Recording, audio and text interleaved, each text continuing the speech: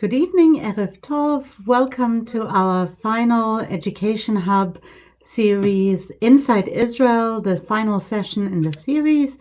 And it's my great pleasure to welcome this evening Rabbi Professor Dalia Marx and Rabbi Dr. Alona Lisitsa with us to discuss the new Israeli Reform prayer book, which they have been co-editing.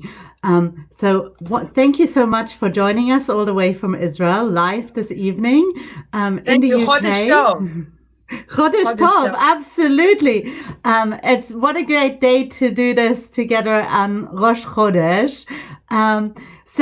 So maybe we'll start a little bit on talking about the journey to the prayer book, because a new prayer book is always a journey. Liberal Judaism is also at the moment on this journey. We're not quite sure yet how far along this journey we are, but maybe you could start talking a little bit about the journey to get you to this point, and talk maybe a little bit about the different roles that you played in the editing process of the new prayer book. Maybe we'll start with Dalia and then go to Alona. Thank you. So, Bemet Chodesh Tov, it's very, very nice to be with you, LJ. I was supposed to be with you in person because I was supposed to be in Cambridge in my sabbatical, but that didn't happen due to the pandemic. But at least it's very nice to be with you like this.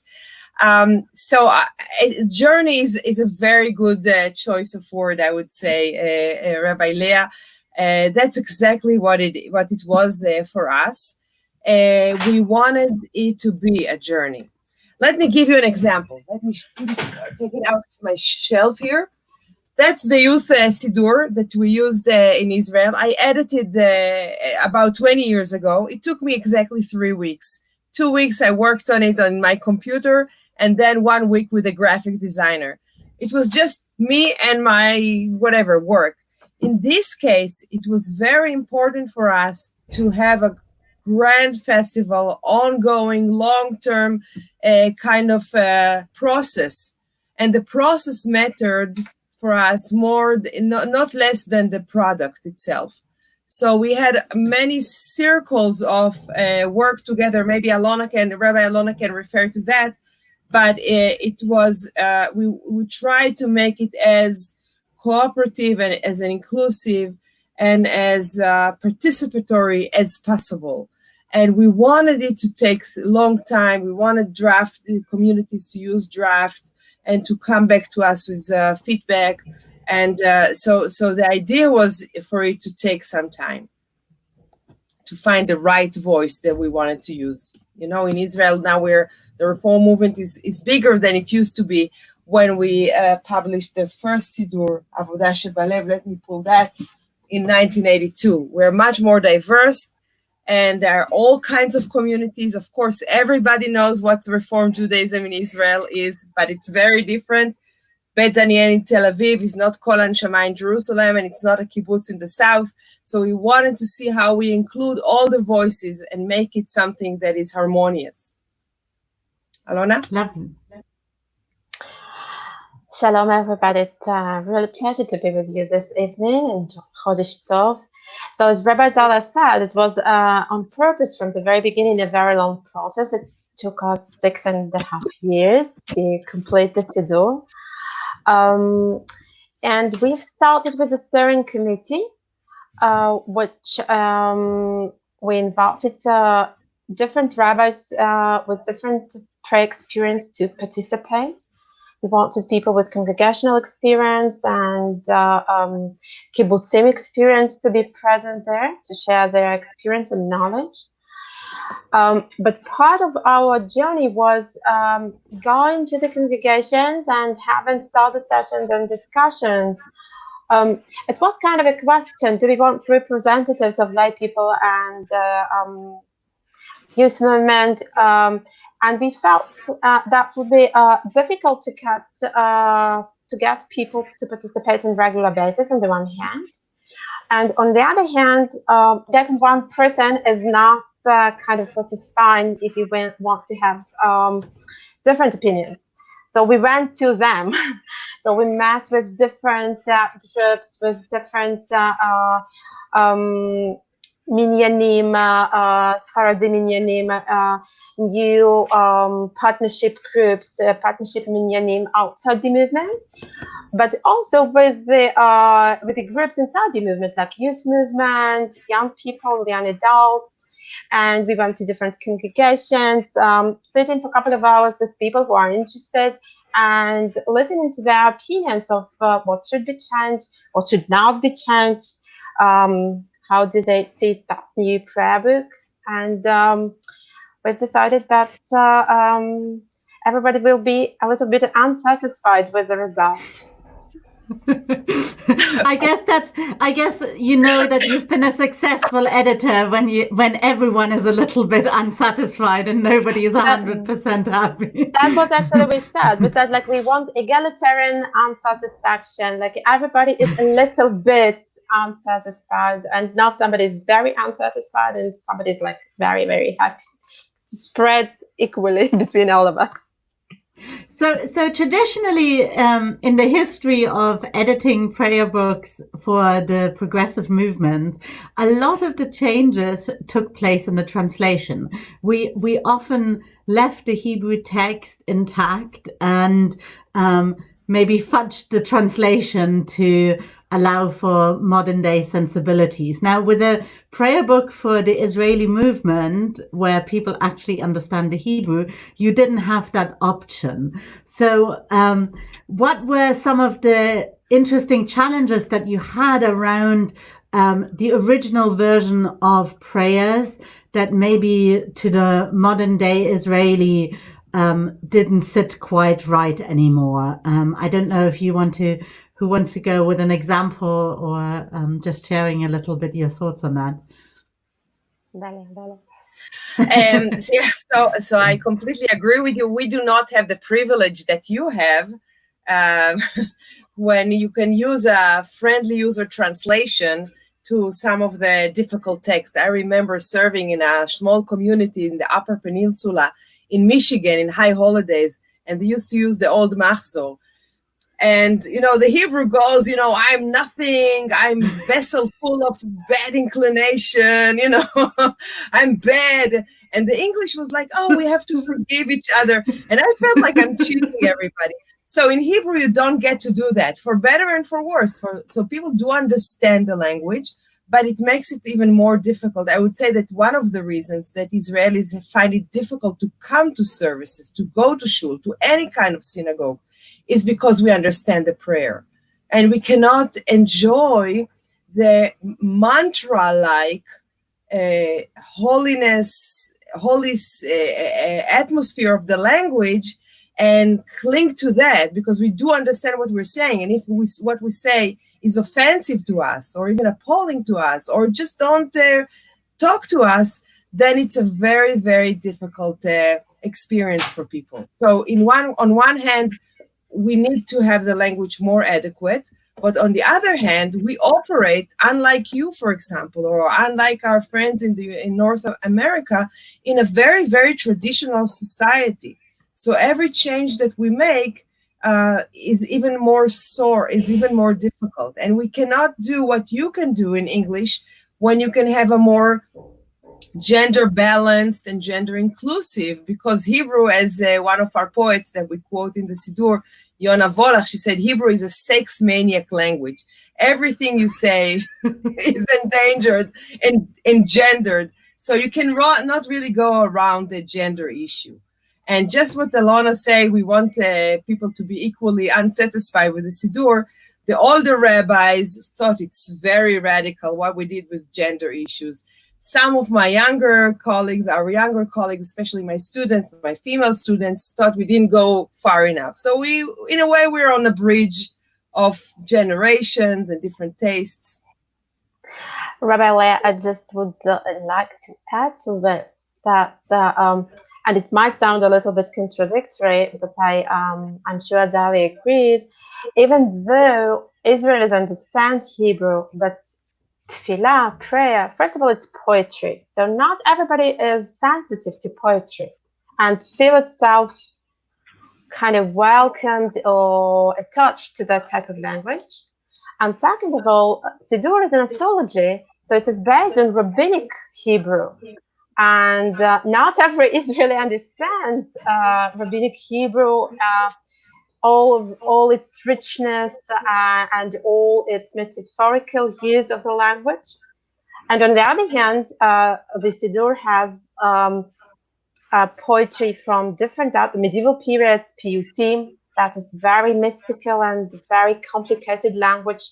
So I would say that even for many Israeli native speakers, the language of Siddur, of traditional Siddur, could be very challenging. So that's also a thing that we need to take into account while choosing piyutim.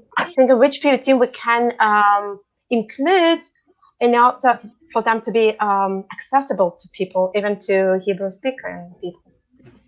Thank you. So Rabbi Michael Hilton, who is listening to this discussion, is just asking, does non-gendered language work in Hebrew? How does non-gendered language work in Hebrew? I don't know if you want to comment on that. Alona, you want to start? I think we don't have a thing called non-gendered language. We can use expressions that are kind of collective nouns that might be interpreted something collective, inclusive. Like, for example, you can say the people of Israel and not the sons of Israel, as it appears in Hebrew. So you can translate the children of Israel, but in Hebrew it says sons. Or we can say Adat Israel, the community of Israel. Yes, we can try to use, or we can say fathers and mothers. We can say dorot, generations. That kind of choice we can make, but to provide something that absolutely is not touched by gender, just doesn't exist that much in Hebrew. In fact, there are, a lot of people are thinking about this these days, how we can try to make our language more gender inclusive. And one day Alona said to me, Rabbi Alona sent to me something. Remember that? You sent to me the new rules someone wrote. So, for example, when you use the indifferent language, it's always in male form, right? Mosifim, olchim, kotvim, korim, potchim. But if you use it in future tense, natchil, niftach, then it's ungendered. Yes. And then, for example, I think what you say, Alona, tell me if you agree with me, applies a lot, not only to the liturgical language, but also to the instructions. So, what do we write when potchim et haaron, you open the ark, right? Potchim is male form. We didn't want that. And then we said nahug liftoach. It is a customary to open, which is non-gender. So that's kosher from gender perspective, but it sounds a little awkward in Hebrew. What is nahug liftoach? You do it or you don't do it. But we really try to work around the gendered issues so everybody can feel inclusive. And when we talk about the gender issue, we can talk about different things. First, the prayers, so it's moderni, but it's also modani. That's not a very reform thing. You can also find it in traditional Siddurim. But to add the feminine or the female voice as the prayer. The second thing, Rabbi Alona already mentioned, the inclusion of female characters. So it's not just the fathers, Abraham, Isaac, and Jacob, but it's also the mothers. And here we had a question. I think, Rabbi Leah, you told me you also deal with it. Do we include the maids or not? If we want gender equality. Zilpa. Exactly. Do we want also social equality? We were not quite there, but we added in the margins. Maybe we can show the Siddur. And maybe we can share the text and we can show you. It's only in Hebrew, but we will translate you. We'll show you how it's done. Alona, you remember the page number where we have the Amidah? I think 25, something like that.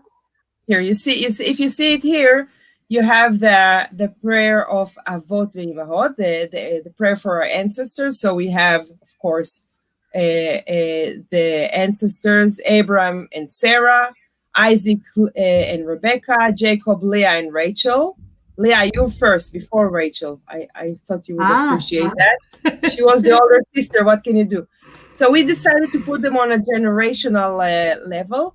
And then on the margin, we said, here actually it is gendered, but we really didn't know how to go around that.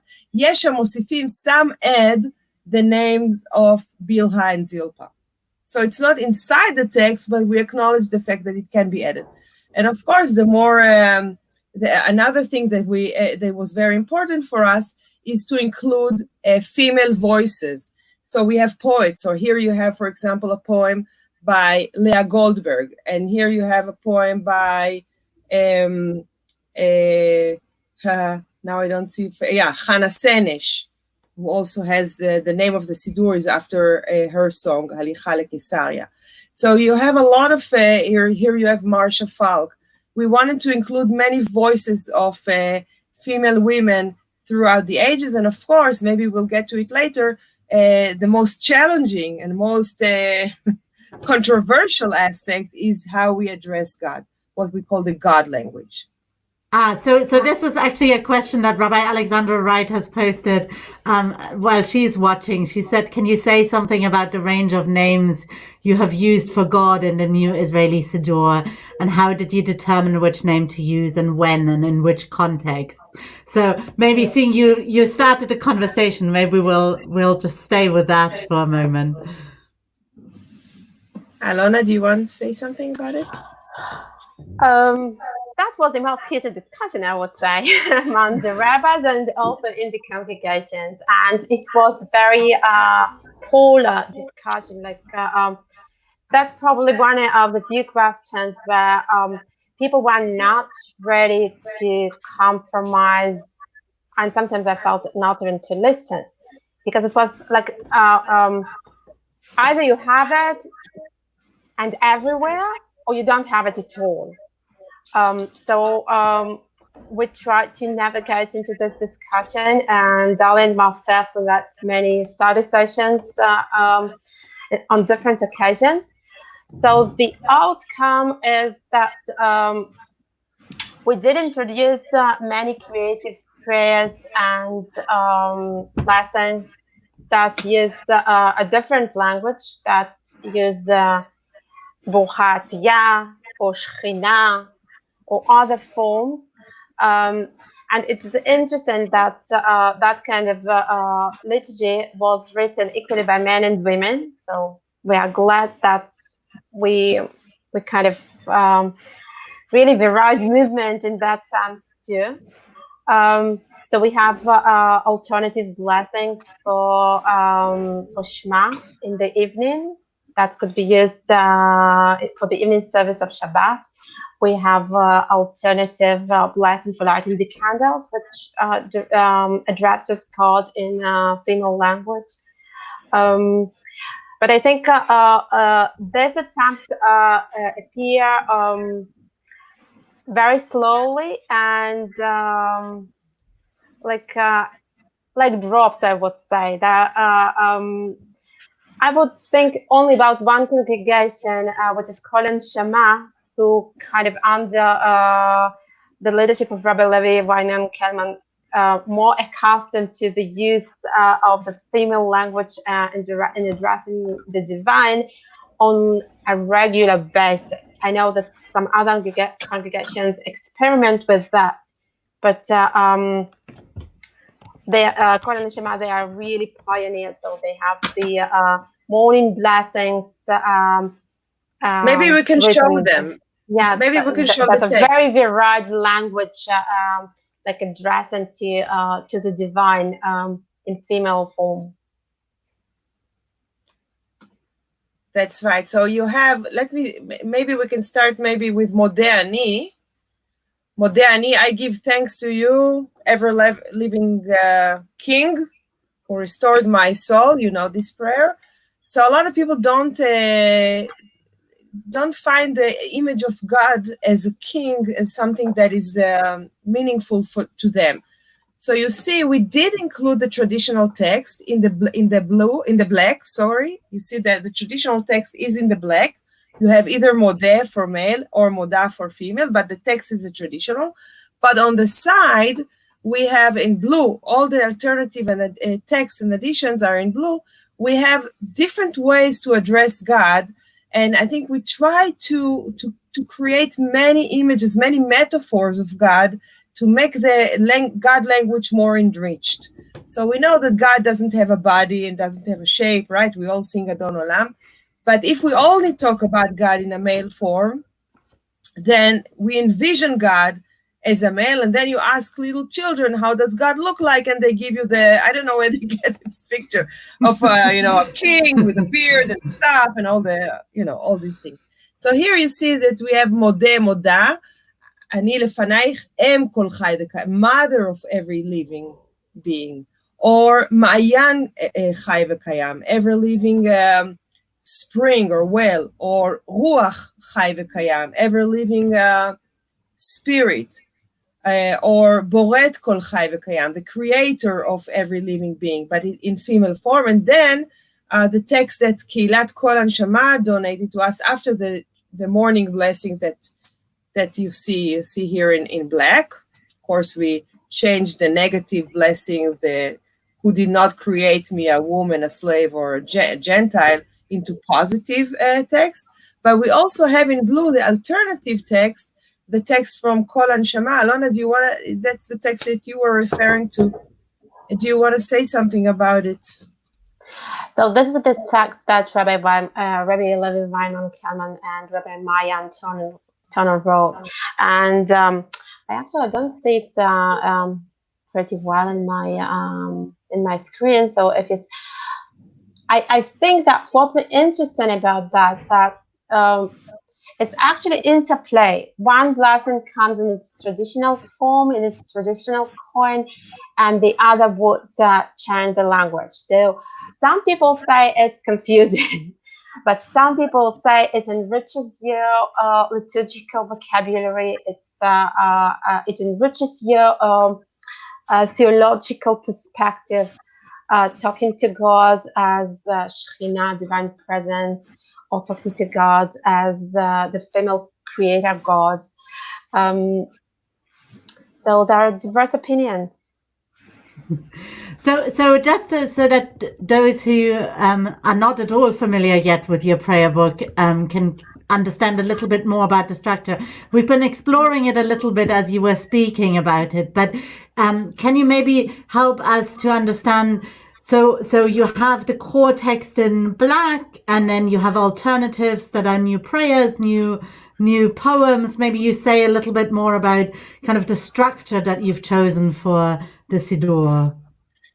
So our fantasy was to have a Talmud page, to have a traditional text in the middle, and then all kinds of alternative text around it. It didn't work. It didn't work graphically. It looked bad.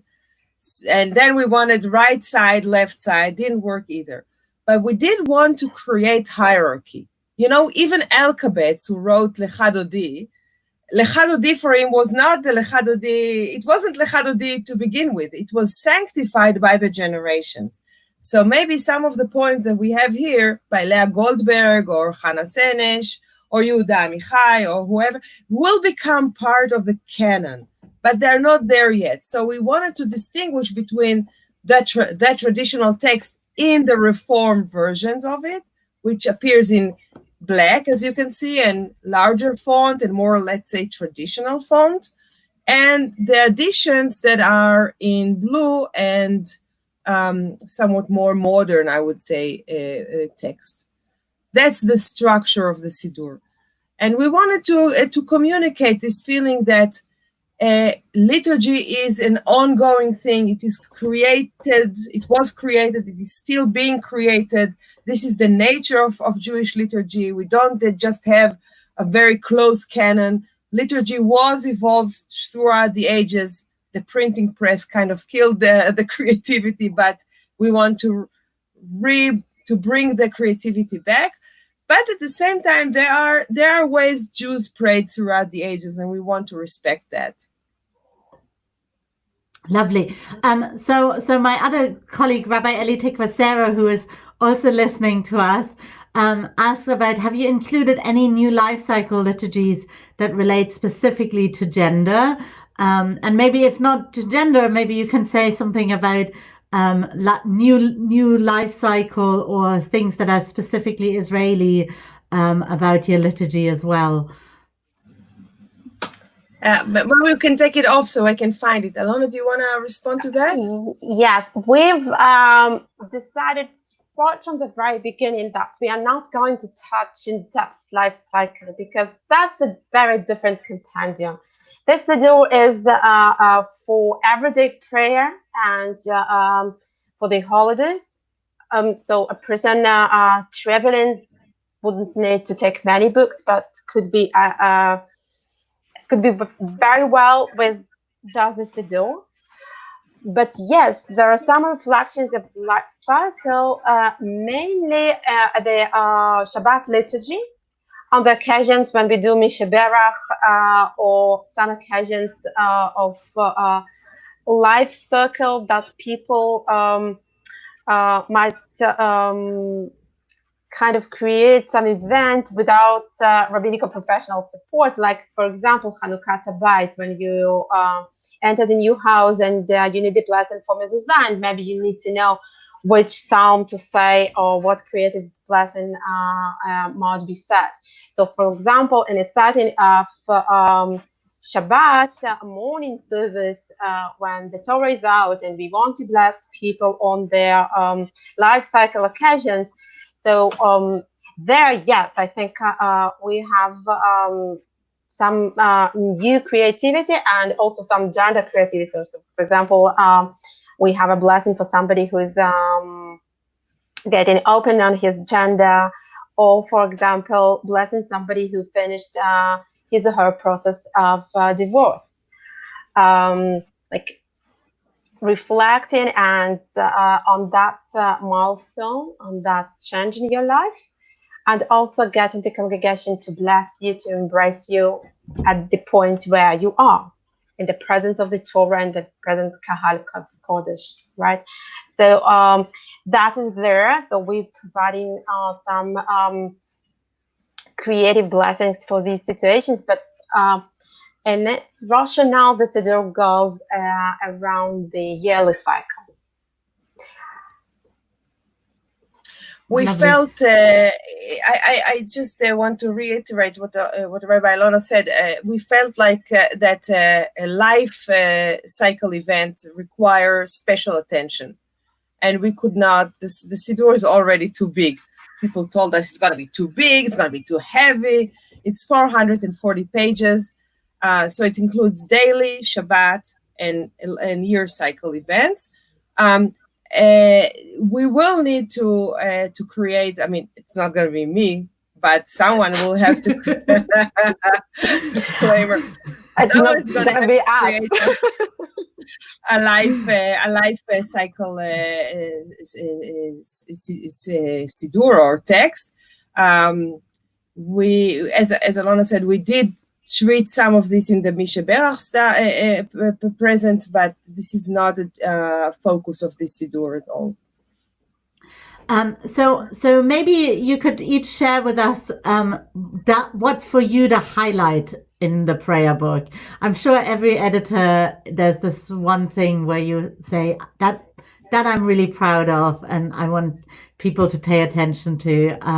So I don't know, maybe Dalia, you go first. You have control of the slides, I think, so it's easier for you to find the vein. All right.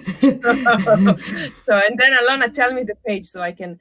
So if you can share it. One of the things that I like about the Siddur is that it's much more traditional than our previous liturgy, and at the same time, it's much more radical than the liturgy that we have here in the Reform movement. In a way, we kind of try to pull it to both ends. So we brought all kinds of texts that were not, we mentioned gender, there are other issues which relate to Zionism, but at the same time, we wanted to include texts that were taken out of the Siddur, Reform Siddur, and we felt like it has to be brought back. So, for example, the Tachanun, the supplicatory prayer, the daily psalms. I'm very proud of each one of them. There was a big struggle over each one of them, and I'm very happy that we did include them. But here, if you ask me now, maybe if you ask me in 5 minutes, I'll have a different answer. Now I want to share with you Shir HaShirim, the Song of Songs, that we did include in the Friday night service. The entire book, here you can see the entire book is here, all 8 chapters of Shir HaShirim, and it's in Kabbalat Shabbat. And here we try to be inclusive to different ethnic groups within Israeli Judaism. So I think it won't be a secret to you that liberal Judaism in general, Reform, liberal, progressive, conservative, it is an Ashkenazic endeavor.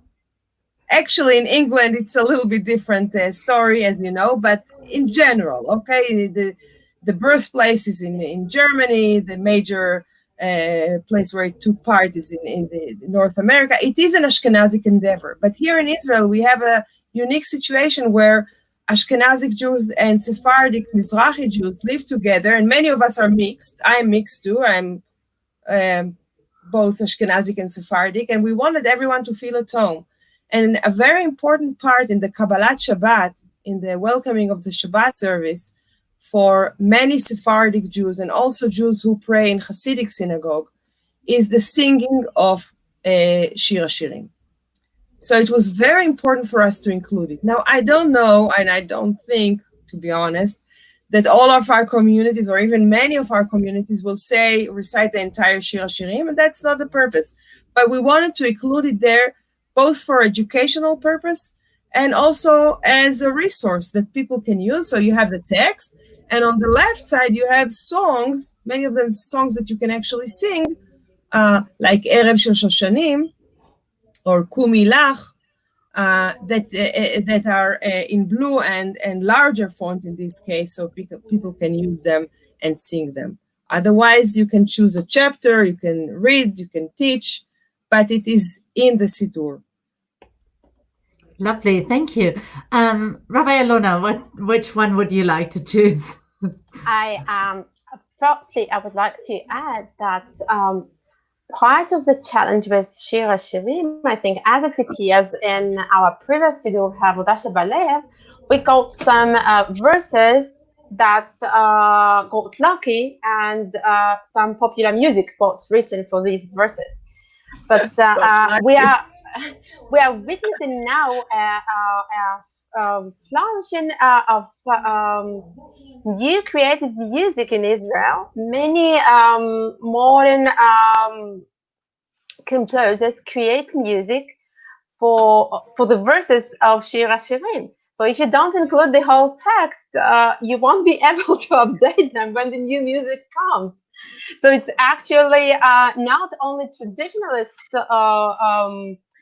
gain or reward, it also enables you, first of all, to teach Shir HaShirim if you want to teach, so you have all the verses in front of you, but also wherever the new music is written, you don't need to print the pages, you just open the Siddur and it's there. So I would like to mention maybe Tachanun. It's on the page 99. So sorry, I need to scroll it like this. Sorry. We'll get there in a second.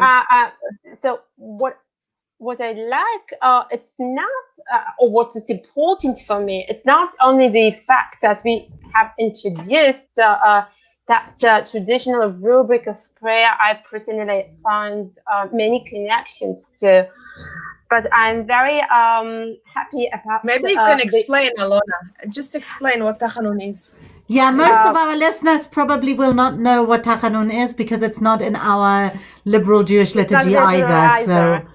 So Tachanun is a supplicatory prayer. It's a moment in the prayer when we are kind of alone, even when we pray in Minyan. So every Shaliach Tzibur, the prayer leader, goes to her place, and we are left alone with God, and here we are.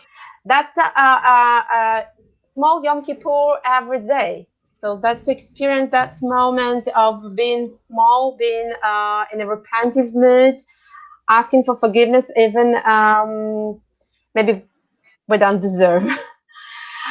But I would like to say that what makes me really happy, it's not only introducing that traditional beautiful prayer in my opinion, but also the connection between poetry, modern poetry that has been created. So on the page you see in front of you, you have a poem of Rachel Monforna, who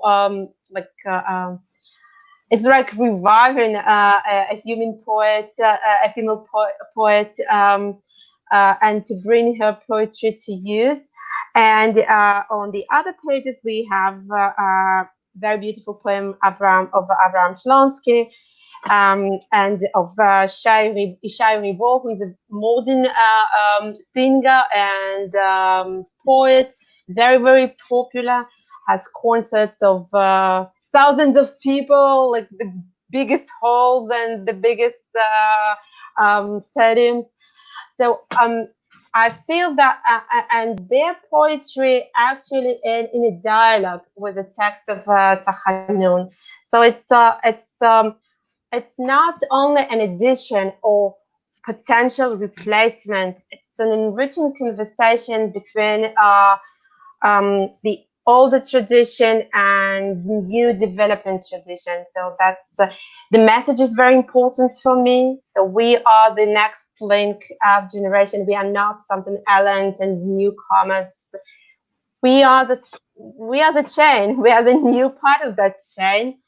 And also, it's very enriching as a prayer experience to have both on the same page.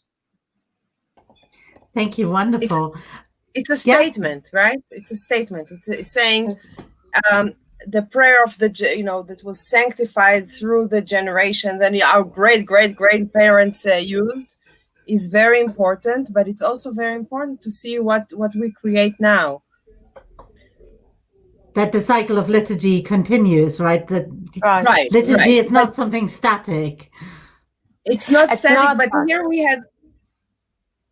I would say it's not static, and it's also that we are not, as Reformed Jews and as modern Jews, we are part of the story.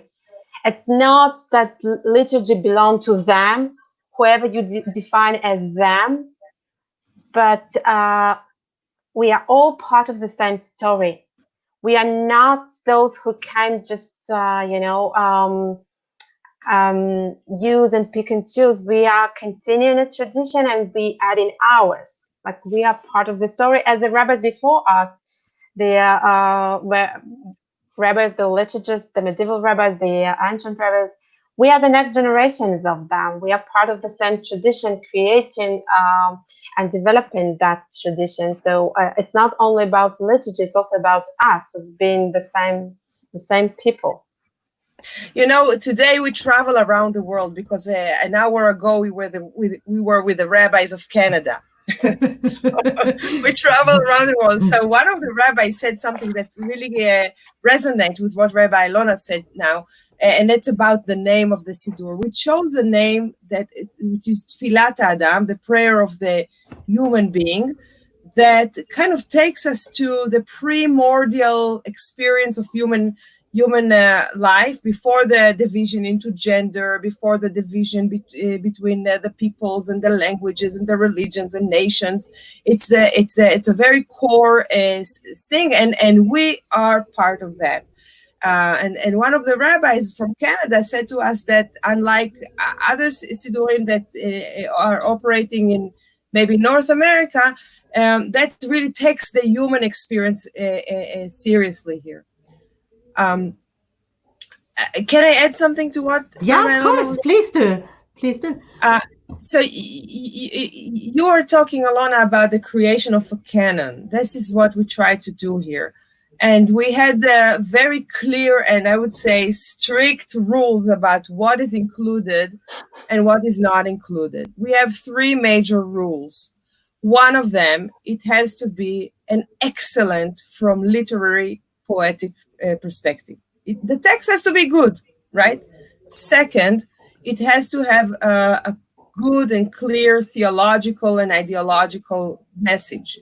Yeah, so it has to be a prayer. We didn't choose all kinds of beautiful songs or quotations from philosophers, only things that can be considered, even in a midrashic way, as prayer. And third, the role or the place that this text has in the Israeli society, in the Israeli realm. Is it kind of part of our canon? Or can it become, or we predict that it may become part of the canon? Or is it just a marginal thing that someone created one day and 2 years from now it will be forgotten? That was our 3 rules. But sometimes we had to compromise, and sometimes we had very, very painful compromises. Sometimes we had intergenerational discussions or intergender discussions, or even things that had to do with ethnic origin, because I won't mention the name. We have a text, a poem that is very, very important in the Israeli sphere. It's part of a traumatic event that happened here, and when people hear it, they go back to it, and it is a prayer, but the text sucks. It's a bad text. Bad text. So what do? Do we include it or not? It has a very important role in the Israeli canon. Yes. It has a theological message. Yes. But the text is bad. Well, we did include it eventually. But it was kind of, it was a controversy around it. Not everybody liked it. So Rabbi Dalia, you're a professor of liturgy, so you spend a lot of time looking at edited texts. What would you say makes this Siddur typically Israeli? You've already touched a little bit on it, but what would you say makes it really Israeli? Oh, I think Rabbi Alona can answer the same. Both of us can relate to this question. First of all, it's only in Hebrew. We don't have translation or transliteration because, as we said before, the vernacular is also the holy language. Of course, it's a different layer of language. It's a different register of language. It's much more formal. But this is Hebrew. Hebrew is Hebrew. Second, almost all the texts that we chose were composed by Israeli writers. And third, we relate to moments in the Israeli experience. So not only the festivals, the 3 pilgrimage festivals, of course, the high holidays is not here, not only Tu B'Shvat and Tu B'Av, but also days that have to do with the national experience of Israel. So we have the Day of Independence, we have the Day for the Fallen Soldiers. We had a lot of debate about what do we do with Yom Yerushalayim, the Day of Jerusalem, and we chose a special voice that we felt express what we feel or what we yearn for this day to become.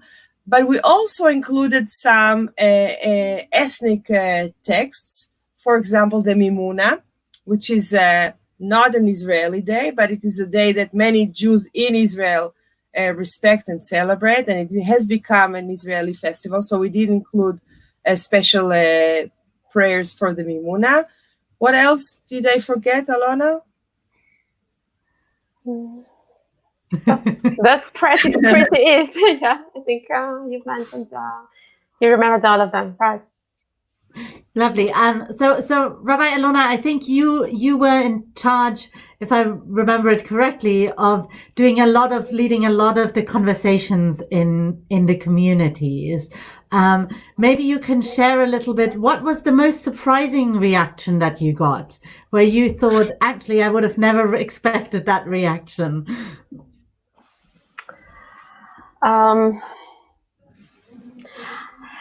I think, first of all, the diversity. So I kind of expected, but the extent was really surprising.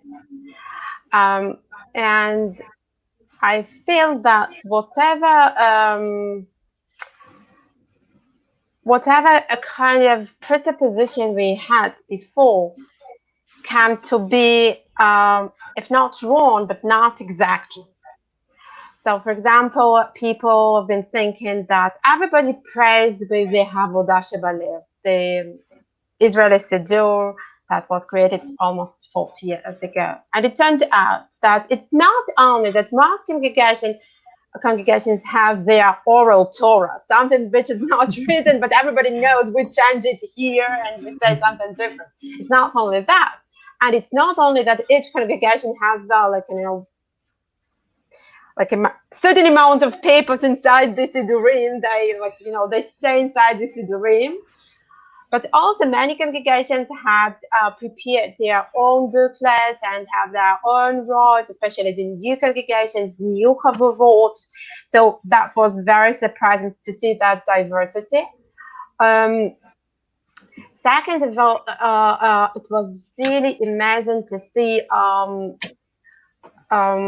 how people attach to the prayer, how important it is, and how they are eager to argue, to shout, to prove their points, to be in touch and saying, but you can't do such and such, or you have to do such and such.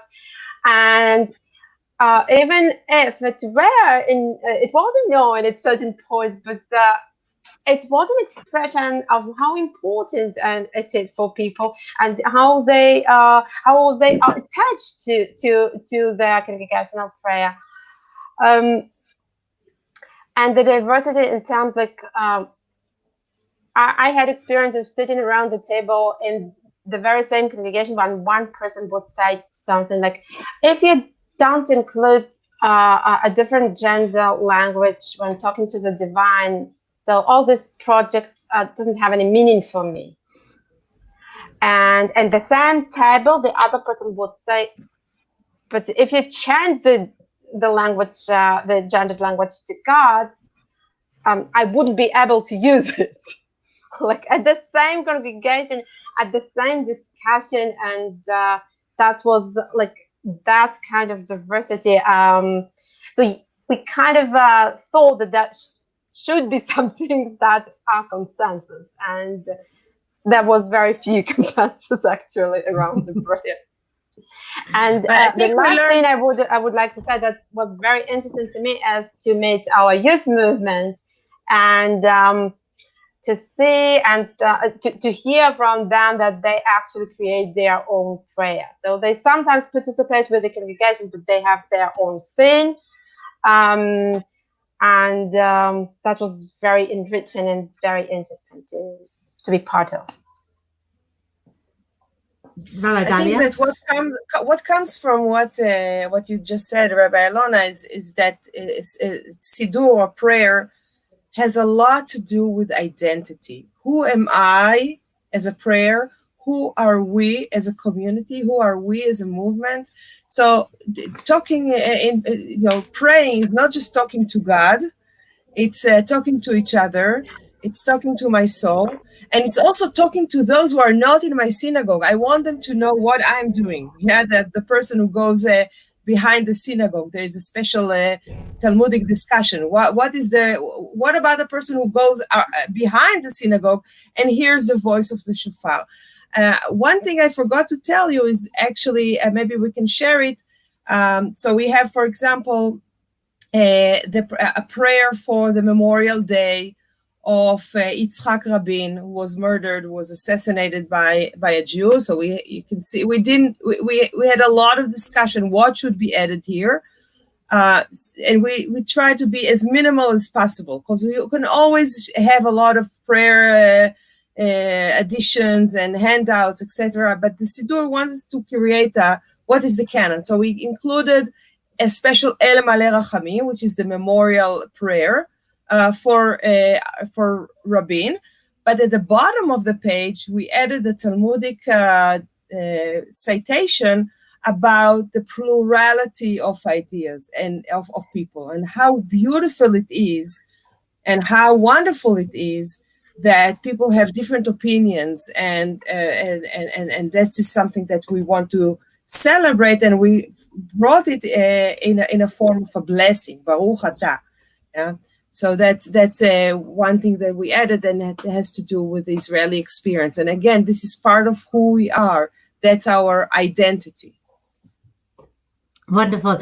My colleague, Rabbi Elitikva Sarah, also has another question for us. How have your colleagues and congregants responded to the Siddur being edited by two female rabbis? Just in case not every one of our listeners knows, Rabbi Elitikva Sarah is my co-editor, and we're working together at the moment on a new prayer book for liberal Judaism. So also two women working together. And we're reflecting a lot on this question of how much does it matter that it's two women editing in terms of how the responses are. What are your views on this? I don't know who wants to go first. Alona? I can start by citing Alona. Alona said many years ago that we're equally discriminated against. We're discriminated against in terms of gender, but also in terms of religious identity. In Hebrew, it sounds better. It's migdar and migzar. So in a way, I think that our situation here as women is maybe slightly better because we are all discriminated against. So the gender issue is not so prevailing. Today we had the rabbinic council that is called Maram. We elected a woman to stand as the chairperson of our movement. So I think if I look at it, I consider, some of the big communities that we have in Israel. Many of them are led by women. The dean of HUC in Jerusalem is a woman. I don't think, Alona, correct me if you disagree with me, I don't think it was ever an issue that we were both women. Like, I would say we are going to celebrate that would be first Israeli Siddur created by female editors. But in terms of being an issue discussed through the or referred to, I no, and yes, from the point of view of working on the Siddur for both, for Dalia and myself, it was important that in the steering committee we have genders represented, that we include male in our discussion, and we include people of different genders in our discussion as much as possible, and their perspective is included. But we haven't gotten an impression that it's kind of an issue. So Rabbi Dalia, you mentioned the Talmudic story of the person who walks behind the synagogue and hears the shofar. Maybe you could tell us a little bit about how has the Siddur been received beyond the movement in Israel? What have been the public reaction to it? What were the things that they decided to highlight? Because it's always interesting when journalists kind of start looking at a prayer book. What do they pick out? Maybe you could, maybe Dalia, you will start for us and just sharing a little bit the public reaction to it. So it's not out yet, so it is not really a public reaction yet. However, I was interviewed on the radio by some Orthodox guy, and it was like I never had this kind of experience in my life before. We were yelling at each other. How dare you change Alenu Leshabeach? And I said, we cannot say a few things that in Alenu Leshabeach, this is abomination for us. And I tried to explain to him that, what we do is aligned with the tradition. So in that sense, that's something that is there. And I just told you that we're traveling around the world. So yesterday, Alona and I were in a discussion with Rabbi Damian Caro from Argentina. And he said that he participated, this is a very funny story, he participated in a scholarly a conference where I spoke about the new Siddur. And all the attendants, except for us two, were Orthodox. At the end, he gave a ride to two of them. And he said, they were talking in the car. He said, wow, these reforms are really learned. Like, what were you expecting? So It's not out yet, but I can say that at least in some circle there is like a sense of expectation. You know, you can see that there's a sense of expectation. Lovely. I noticed when I was googling New Israeli Reform Siddur, because I'm always interested what comes up. There was an article from Arutz Sheva also picking up, so Channel 7 also picking up on the Aleno. It's actually a couple of years old, and they have managed to not refer to any of the women rabbis as to actually rabbis. So I think you, Alona, were a spiritual leader. Dalia, you got the professor title. I also got think, what? like, you know, being referred to as rabbis. We have some publications in press before, and we have many discussions, you know, in the situations when we talk publicly, Dalia and myself, and also in Facebook. So I think we got many positive reactions from all kind of people, also from secular people or from Orthodox and conservative.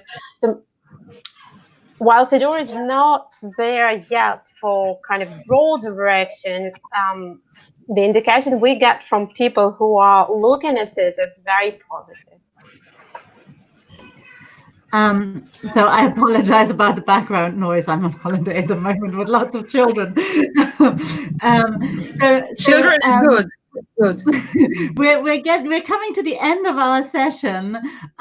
So the big question is, how will people be able to get hold of a copy? I think we might have to arrange for a bulk shipping order to Liberal Judaism, so that colleagues can get a copy. But at the moment, I think we're a bit delayed in the printing. Is that right, with coronavirus and everything? But how would people get hold of a copy if they're interested? Actually, the delay is a blessing in that sense, because now we have a very, very prominent publisher in Israel who wants to publish it and wants to be in the bookstores, not just, you know. But you can we can share the email, so people can kind of participate in pre-sale. So it's already on pre-sale. You can send your email, and people can write to our administrator and to book the Siddur for themselves, to make the reservation for the future. Post the email on the post, so that everyone who's watching later on will be able to see it. Before we wrap up, but the good news is it's going to be translated to English. Oh, fabulous! Yeah, now we are in the process of beginning translating into English, at least part of it. Shabbat. Excellent news. So I don't know, just as we're coming to the end of the session, if there's one more thing that you feel I didn't ask you this question and you really wanted to talk about it, please do feel free to just say whatever we feel we haven't quite covered yet.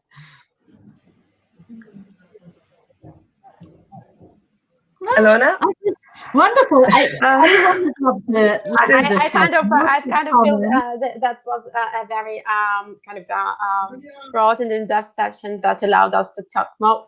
I would probably say only that for Dalia and myself, that Siddur is meant to be a gift not only to our movement and not only to the Reform movement, liberal movement outside of Israel, but also for Israeli society. It's very important for us that people who maybe never come to the synagogue, whatever synagogue, not to ours and not to any other synagogue, would have a copy of that Siddur at home when they would be thinking about, sanctifying a moment, if it's Shabbat or something in private life. So they would have Siddur, and that Siddur will be ours. So that's the dream. And I would like also to add, Rabbi Leah, that your partnership is very dear to us. The interest of liberal Judaism in the UK and in other places is something that is very dear to us because it shows us that we are one movement and we learn so much from each other. I still remember our cafe break at Tachana in Jerusalem where we discussed all kinds of editing issues of the Siddur.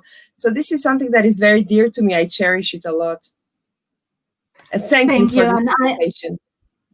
And I just wanted to say again, thank you so much, not just for this session, but really always for your willingness to engage with us. And I think we really understand as liberal Judaism how much we have to learn from each other. That's one of the things that we try to do throughout the series of Inside Israel. We covered lots of different topics, but to just see that that we as the two movements share many of our interests, share many of the things that we care deeply about, whether it's liturgy or refugee rights or education. So thank you so much for spending this time with us. I'm sure following this session, there will be lots of my colleagues who will say, oh, can they come and study with us and join us? And I guess the advantage of Corona, we would love it. After the Corona. Not thanks to the Corona, but now it seems no longer, it makes not so much difference if we're all meeting online anyway, that there is no speaker in the room. But we do hope that the time will come soon that we will be able to welcome you again, Dalia, but also Alona, to join us at Liberal Judaism. Thank you so much for being with us. Thank you to all of our listeners out there. It's always this interesting thing. We can't see you. We can just see the numbers of you who are watching. But thank you for joining us. Erev Tov. Have a wonderful evening. Chodesh Tov. A wonderful new month. And we look forward to continuing the conversation in future. Thank you. Toda.